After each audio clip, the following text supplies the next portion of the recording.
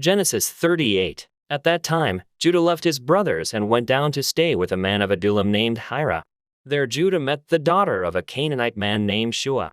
He married her and made love to her. She became pregnant and gave birth to a son, who was named Er. She conceived again and gave birth to a son and named him Onan. She gave birth to still another son and named him Shelah. It was at Kezib that she gave birth to him. Judah got a wife for Er, his firstborn, and her name was Tamar. But Er, Judah's firstborn, was wicked in the Lord's sight, so the Lord put him to death. Then Judah said to Onan, "Sleep with your brother's wife and fulfill your duty to her as a brother-in-law to raise up offspring for your brother." But Onan knew that the child would not be his, so whenever he slept with his brother's wife, he spilled his semen on the ground to keep from providing offspring for his brother. What he did was wicked in the Lord's sight, so the Lord put him to death also. Judah then said to his daughter-in-law Tamar, "Live as a widow in your father's household until my son Shelah grows up," for he thought he may die too, just like his brothers. So Tamar went to live in her father's household. After a long time Judah's wife, the daughter of Shua, died. When Judah had recovered from his grief, he went up to Timnah to the men who were shearing his sheep, and his friend Hira the Adullamite went with him.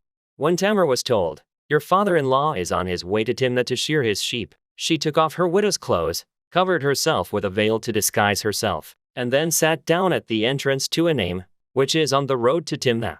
For she saw that, though Shelah had now grown up, she had not been given to him as his wife. When Judah saw her, he thought she was a prostitute, for she had covered her face. Not realizing that she was his daughter-in-law, he went over to her by the roadside and said, "Come now, let me sleep with you." "And what will you give me to sleep with you?" she asked. "I'll send you a young goat from my flock," he said. "Will you give me something as a pledge until you send it?" she asked. He said, "What pledge should I give you?" "Your seal and its cord, and the staff in your hand," she answered.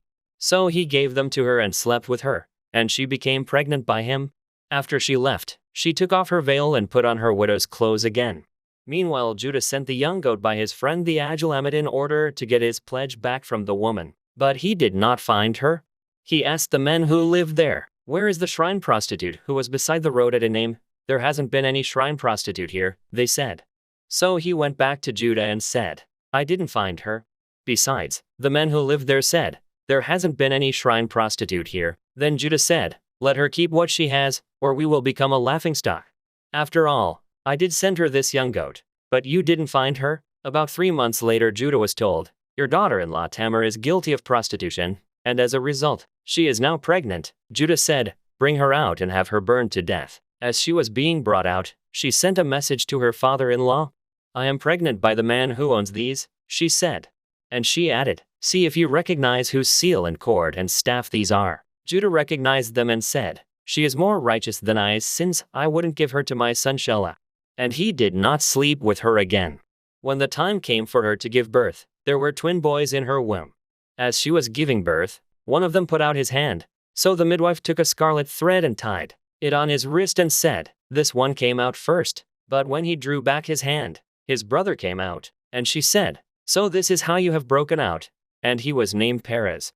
Then his brother, who had the scarlet thread on his wrist, came out.